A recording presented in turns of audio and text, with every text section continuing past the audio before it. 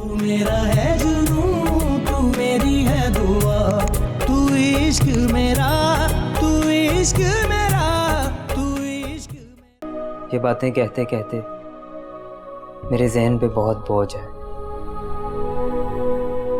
लेकिन अगर ये बातें नहीं कही तो फिर कभी नहीं कह पाऊंगा। ये मेरी जिंदगी की सबसे बड़ी बेवकूफ़ी थी। मोहब्बत में ठुकराए जाने के बाद मैंने खुद पर मोहब्बत के तमाम दरवाजे बंद कर दिए। इस लम्हे के लिए हमें कितना इंतजार करना पड़ा। बिल्कुल, मैं खुद कई सालों से ये ख्वाब देख रहा था। बिलीव यू मी सल्तानी, यूएस में मैं फैमिली के साथ तो था। Thank you so much for your concern. Anything else? आप इतनी खड़ूस क्यों हैं? जी क्या मतलब?